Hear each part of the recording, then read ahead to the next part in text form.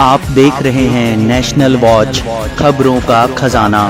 नमस्कार दोस्तों, Uttar Pradesh cooperative bank limited के चेयरमैन जितेंद्र बहादुर सिंह का सम्मान आज राजधानी लखनऊ के यूपी प्रेस क्लब में UP cooperative bank retired employees association और कोऑपरेटिव बैंक एम्प्लॉयज यूनियन द्वारा किया गया। इस मौके पर नेशनल वॉच ने जितेंद्र बहादुर सिंह से खास बातचीत की कि किस तरीके से कोऑपरेटिव बैंक को आगे बढ़ाया जाएगा, कर्मचारियों की क्या क्या समस्याएं हैं और नई तकनीक को अपनाने में क्यों देर लग रही है। जितेंद्र बहादुर सिंह जी, सबसे पहले तो बहुत बहुत आपका स्वागत है, बहुत बहुत शुभकामनाएं आपको। सभापति आप चुने गए हैं, तो अब आगे से आपका क्या एजेंडा रहेगा, किस तरीके से चीज़ों को आगे बढ़ाएंगे?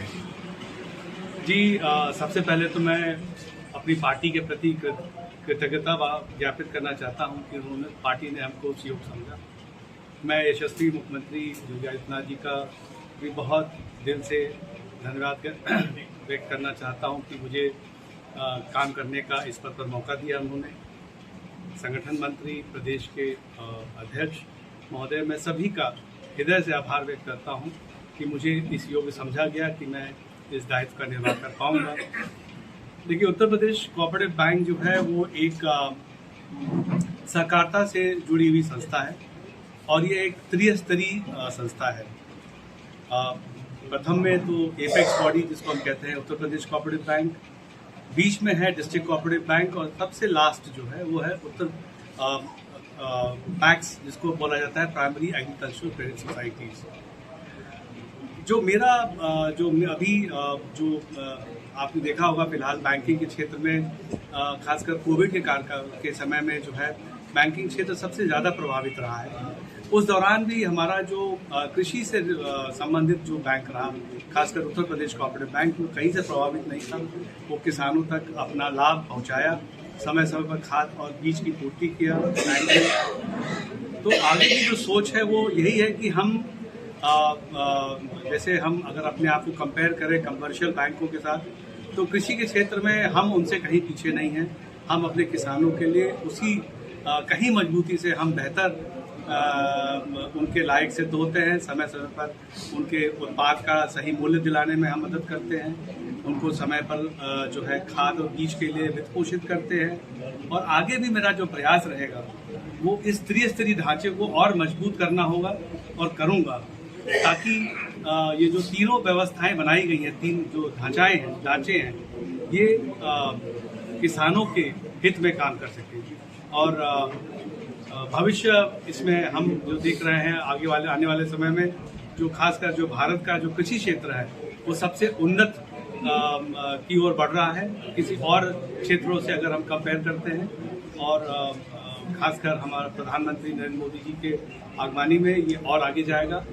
और हमारे जो कोऑपरेटिव मिनिस्टर हैं माननीय अमित शाह जी, उनका निरंतर प्रयास है कि कोऑपरेटिव क्षेत्र एक नया कीर्तिमान स्थापित करे। उनके नए जो मंत्रालय के जो सृजन हुआ है उसके नेतृत्व में। जी सिंह साहब, इसके साथ साथ एम्प्लॉयज़ की भी बहुत सारी समस्याएं हैं, उसको लेकर के क्या कदम उठाए जाएंगे? देखिए, एम्प्लॉयज़ की समस्याओं का निस्तारण हम लोग समय समय पर करते रहते हैं।